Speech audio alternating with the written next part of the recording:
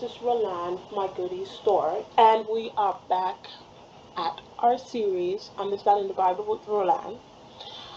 I thank God for this opportunity each time that He has given me to read His Word and to get to let us get a better understanding. Because while you're learning, I'm learning too. So, last time we were reading Genesis 18, where the Lord came down. I think the Lord came down with two angels, because now it says now two angels. But He came to visit Abraham. Abraham immediately recognized that, hey, this is somebody special, and then he, invited them to clean their feet, and give them food to eat, and the different things like that.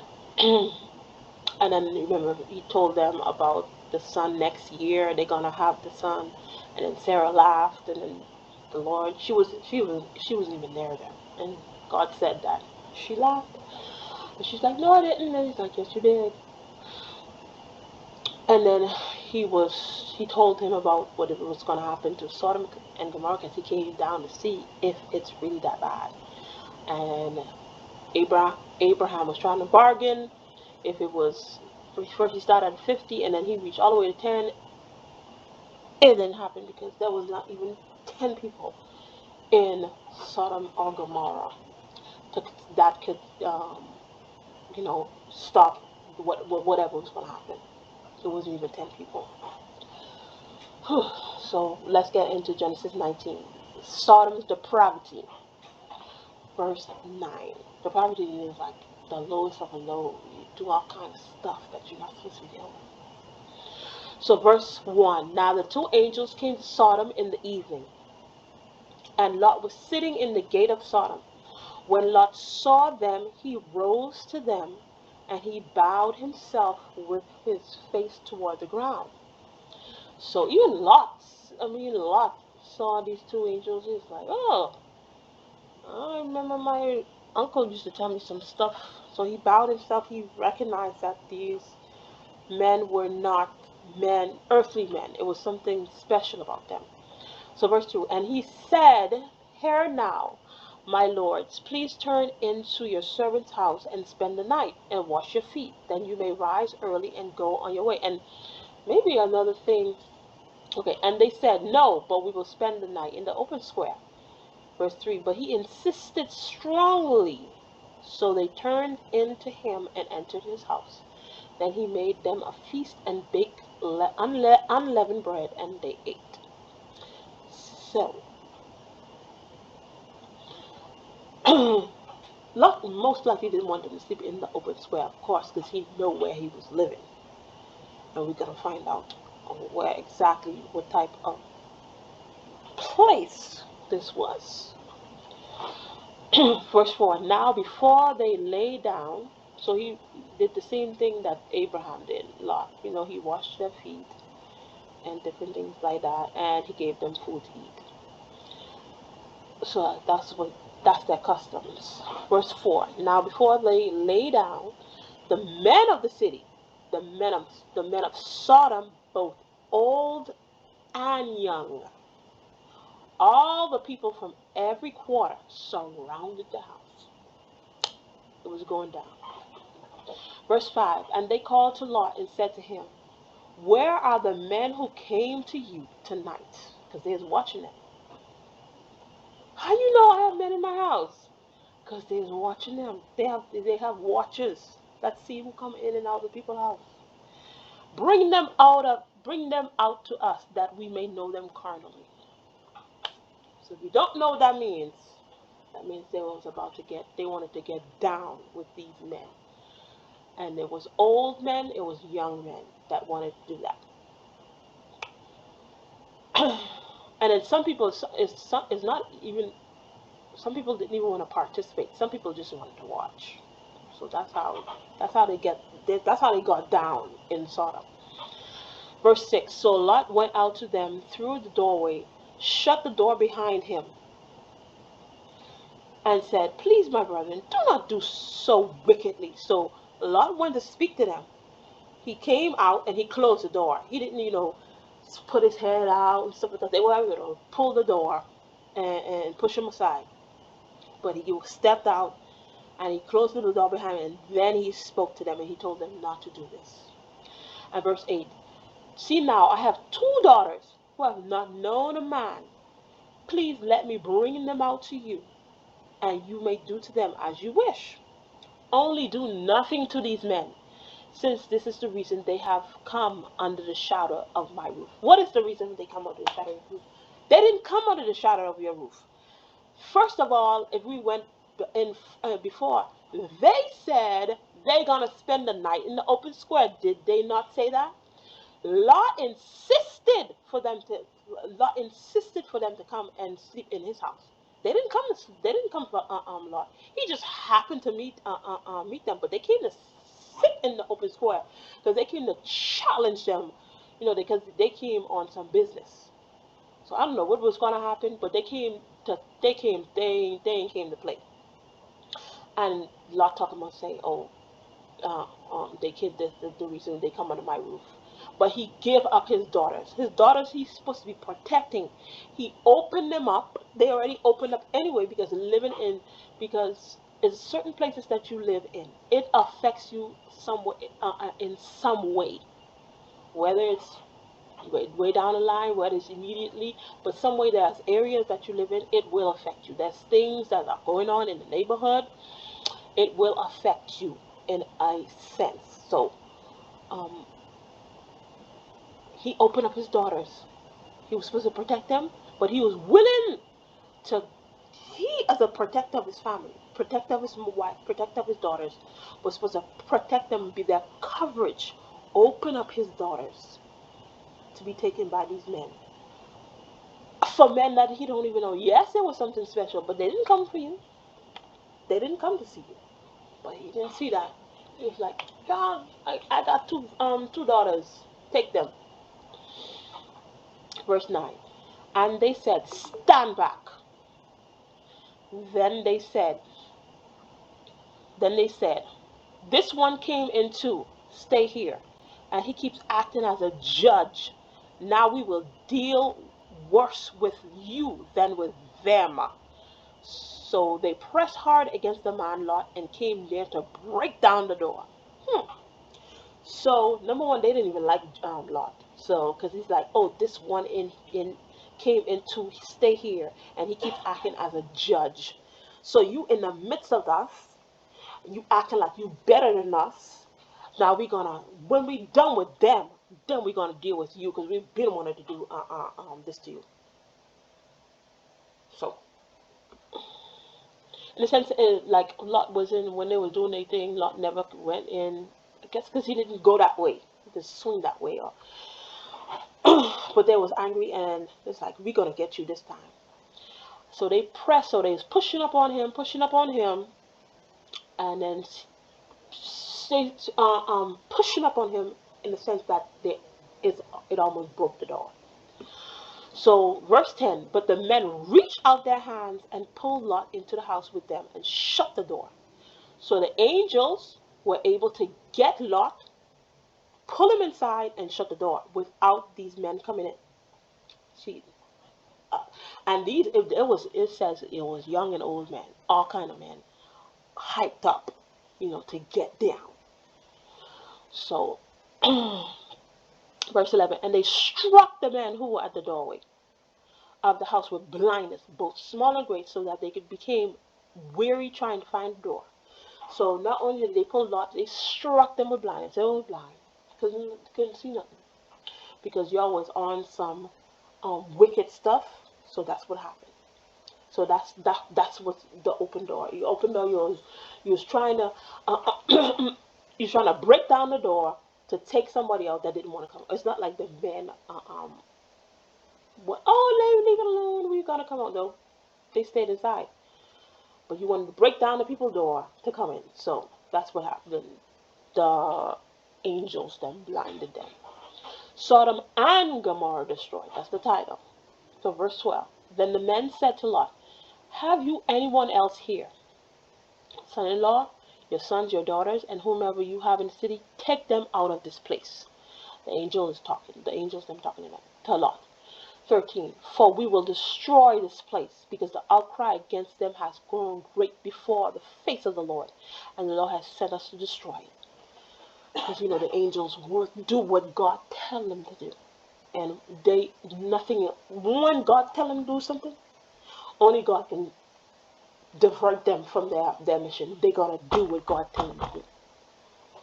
So verse 14. So Lot went out and spoke to his sons-in-laws, who had married his daughters. So he didn't even need to be scared, because remember the people that came, they were blind, they couldn't see anything. So he went out. So obviously he had sons-in-law, he had other daughters that were married. He went out to speak to them. So he said, get up, get out of this place, for the Lord will destroy the city. But to his sons-in-law, he seemed to be joking. So the sons-in-law didn't even check for him. It's like, dude, leave us alone and stuff like that. And I wonder why I didn't want to leave too. Because the stuff that was going down, y'all was doing something too? Okay. Why you, I tell you leave, it's going to get destroyed. You think I'm joking? Alright. It was something that made them didn't want to leave. Verse 15. When the morning dawned, the angel urged, and that's theological speculation. When something is not apparent in the text, they call it theological speculation. Verse 15. When the morning dawned, the angels urged Lot to hurry, saying, arise, take your wife and your 2 daughters who are here. Not the other ones, because even if his other daughters wanted to come, they couldn't, because they're married, and you have to follow the lead of your husband. You can do, and that's why you leave your mother and father and cleave to your husband. So what your husband do, that's what you do. So that's what he say. That's why the angels emphasize 2 daughters who are here, lest you be consumed in the punishment of the city. Verse 16. And while he lingered, why is this man lingering? I don't know. Because not only lingering, because you don't know how long the blindness is going to be on these men. They already promised you they're going to get you. And when somebody promise they're going to get you, most of the time they already have the planned out how they're going to get you. So while he lingered, the man took hold of his hands, his wife's hands, and the hands of the 2 daughters, the Lord being merciful to him, and they brought him out and set him outside the city. Because he was going to leave. That's the next one. He telling his sons-in-law to leave, and then when it was time for Lot to leave, he didn't even want to leave. The angels literally had to take their hands and put them out of the city. Because they brought from thinking, oh my goodness, all this wealth, my house, all the stuff that I've accumulated, everybody knows me and stuff like that. And only because the Lord was merciful to him because of Abraham. Because there was really no one left in. There was not, let's say there was not 10 people that was righteous. Because everybody was affected some way, somehow, from the things that were going on in the city. Okay, so verse 17. So it came to pass when they had brought them outside that he said, escape for your life. Do not look back. Do not look behind you, nor stay anywhere in the plain. Escape to the mountains, lest you be destroyed. Simple instructions. Don't look behind you. Don't stay in the plain. Escape to the mountains. That's 3 things. That's it. Don't look behind you. Nor stay anywhere in the plain. Escape to the mountains, lest you be destroyed. That's the simple instructions that they were given. Let's see if they paid attention, because there's some stuff God gonna do. He's gonna give you instructions. He's gonna give you instructions, and you need to follow the instructions. Because you see, when you're building things, and then when you don't follow the instructions, sometimes it doesn't work right. It doesn't close right. Because why? You didn't follow instructions. So when you are given instructions, you should follow instructions. It's for your own benefit. So verse 18, then Lot said to them, please know, my lords. Verse 19, indeed now your servant has found favor in your sight, You have increased your mercy, which you have shown me by saving my life. But I can't escape to the mountains. Lest some evil overtake me and die. Oh my goodness. Now he's logically trying to, okay, I can't go to the mountains. I have nothing in the mountains and stuff like that. You're probably thinking I didn't even take anything, or I didn't take enough stuff to go to the mountains and different things. And you don't know what's going to happen. You don't know what's going to happen in the mountains. You know what's going to happen here in the plains. Say you're going to be destroyed, but you don't know what's going to happen in the mountains. But sometimes we are afraid of the unknown. When God tells us to move, we don't want to move because we don't know what's ahead. But we know what's behind us. And most of the time, what's behind us, we don't want that. We want something better. But when God wants to give us better, we always, oh, I don't know, maybe it's not going to work out, maybe it's going to be the same thing. If that's what your thinking is, that's what your life always going to be. When God has something better for you, you can't get it because you're thinking, oh, I don't know, maybe it's not going to work out. Maybe this, maybe that, maybe this. You have to change your mind. You have to renew your mind to receive the stuff that God has for you. Verse 20. See now, this city is near enough to flee to, and it is a little one. Please let me escape there. Is it not a little one, and my soul shall live? So now, they already told him to go to the mountain. Now he's talking about going to the city. To go into a city. Okay, let's see what the angels say. Verse 21, and he said to him, see, I have favored you concerning this thing also, in that I will not overthrow the city for which you have spoken. Verse 22, hurry, escape there, for I cannot do anything until you arrive there. So, found favor. He said, I don't want to go to the mountains. I want to go to a city. And where they went. Therefore, the name of the city was called Zoar. Okay, so he went to Zoar. I think Zoar was one of the cities that had come together to fight against Sodom and Gomorrah. We learned about Zoar. Anyway, verse 23, the sun had risen upon the earth when Lot entered Zoar. The sun had, so that was probably a long road. Verse 20, a long route. Verse 24, then the Lord rained brimstone and fire on Sodom and Gomorrah. They didn't go too much into detail with Gomorrah, but probably Gomorrah was like a mirror city of Sodom. So then the Lord rained brimstone and fire on Sodom and Gomorrah from the Lord out of heavens. Verse 25. But that's after, Lot was safe. Verse 25. So he overthrew those cities, all the plain, all the inhabitants of the city, and what grew on the ground. So everything caught fire. The cities, the plain. Remember he told them not to go in the plain? And all the inhabitants of the cities.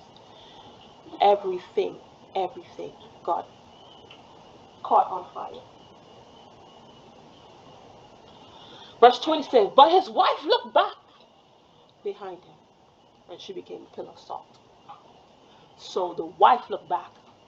The wife looked back because, remember, some stuff in instruction, let's go back to instruction, doing stuff in instruction. Some stuff in instruction, you can have a little leeway. You don't have to do it. And your item or your electronic or whatever it may be, it may still work. But there's some stuff you have to do it. You must do it. There's no way around it. There's no way around it. If it say put a battery in it, you cannot say, oh, I'm not going to put a battery. I'm going to plug it in. If it doesn't have an AC cord, it's not going to work. So he told him to, first of all, he told him to do not look behind. Stay away from the plains and escape to the mountains. He didn't want to go to the mountains. He's like, I don't want to go to the mountains. I don't know what's going to happen to me. There might be bears and lions, tigers, and bears. Oh my. He didn't want to go to the mountains. So he's like, okay, I want to go to the city. I wanted to go to the city. Can I go there? So they were flexible in that sense.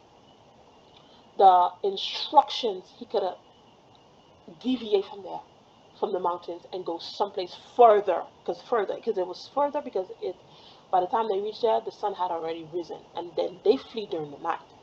So it was a good much distance away. But of course, God's plan is always best.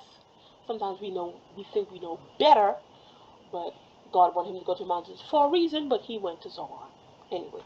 But the looking behind, he said not to look behind, because you never go back. You never go back. What's left behind, leave it behind. Because most of the time, every time we pick up stuff that was in our past, you go back, it never works out for you. And look, she turned to a pillar of salt.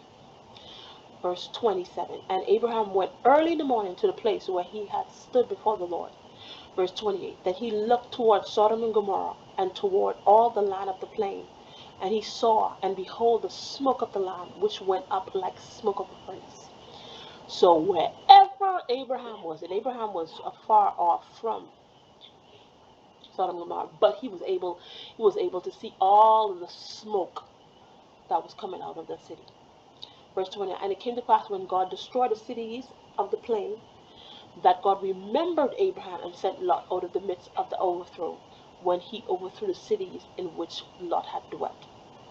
So a lot of things Lot had getting favor because of Abraham.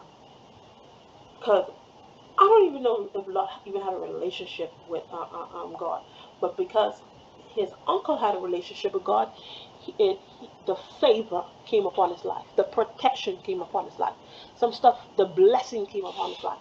So stuff that you're enjoying, it's not because of you, it's not because of your merit, it's because of somebody that had a close relationship with God, and God blessing you because of that person. So the descendants of Lot. Verse 30. Then Lot went up out of Zoar and dwelt in the mountains. Now he going to the mountains. Now he goes to the mountains. He didn't want to go to the mountains before, but now he goes to the mountains. And his two daughters were with him, because now remember, the wife looked back, so he's not a wife anymore. For he was afraid to dwell in Zoar. You see? Because he was afraid to dwell. But I thought you was afraid to go in the mountains. Didn't that's what he said? He said, but I cannot escape to the mountains, lest some evil overtake me and I die. That's why he went to Zoar. But when he went to Zoar, when he ended up going to Zoar, what happened? He couldn't even stay there either, because he was afraid. So he ended up still going to the mountains. You see, that's why I'm saying some stuff you can be flexible, but it'll work. But then it won't work for as long as it should, and different things like that. See, still end up going to the mountains. You should have just went to the mountains and from the get-go. But Lot always used to do his own thing. And he and his two daughters dwelt in a cave. They was in a cave. And I'm wondering why he didn't just go back to Abraham. Because you didn't have nothing. He didn't have anything. Because they separated because they had too much things. But now he lost everything. I'm wondering why not go back to Abraham. It's not like he could. I'm sure Abraham, because the way Abraham was, he didn't know. Abraham was interceding for him because he knew Lot lived there. Why not go back? Sometimes our pride causes us not to go back, because we be like, oh, everybody know I left, I was doing good and stuff like that. How I gonna go back? And so people see I'm not doing well anymore and stuff like that. So what? Now he living in the cave with his two daughters. He should have just gone back. Why did he not go back? Oh, Lord, why he didn't go back? Now maybe all this wouldn't happen. Let's see what's going to go down. Verse 31. Now the firstborn said to the younger, our father is old, and there is no man on the earth to come in to us as in the custom of all the earth. So they got this notion that, I guess maybe they thought Sodom and Gomorrah was the only place on earth. And because it got destroyed, that means all the men on earth was destroyed with Sodom and Gomorrah. So verse 32, come, let us make our father drink wine, and we will lie with him, and that we may preserve the lineage of our father. Verse 33, So they made their father drink wine that night. I don't know where they get the wine. Maybe they had trees someplace. They probably had trees, grape trees, or however they made wine. And the firstborn went in and lay with her father. And the thing is, they made this plan. Nobody said, I don't think that's a good idea. Maybe we should think about it. Because I'm sure if you go back and think about it, say, I don't think that's a good idea. Nope, none of them said that. Both of them went in on it because they so believed that was no more men. There was no more men. They never gonna have no kids. They never gonna get married and different things like that. And the thing is, why Lot did not go back to the Abraham? If had Lot went back, this would have never happened. And the firstborn went in and lay with her father, and he did not know when she lay down, or when she arose, because he was so out of it. They fill him up with wine, and he was so he was so drunk. Verse 34. It happened on the next day that the firstborn said to the younger, "Indeed, I lay with my father last night. Let us make him drink wine tonight again." I'm thinking they did it all the same night. No, different time. And he didn't even know what was going on. What was going on at all.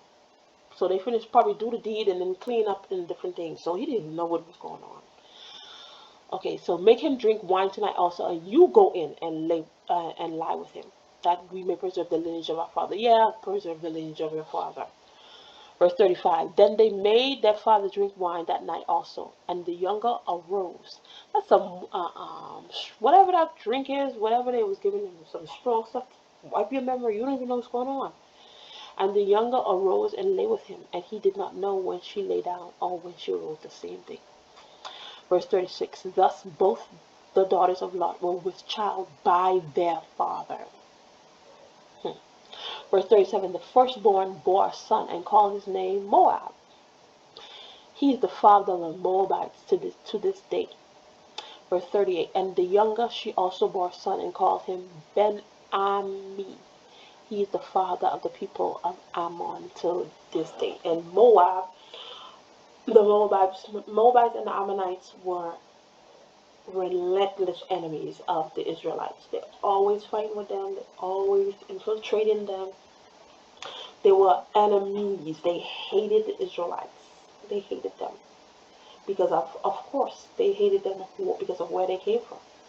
Where they came from was not good at all. They came from incestual relationship.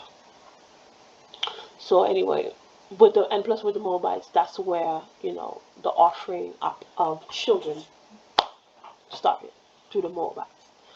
So I'm still, if Lot had returned back to Abraham, he could have come. Abraham would have accepted him. Trust me, Abraham would have accepted him because he didn't have anything. He lost everything.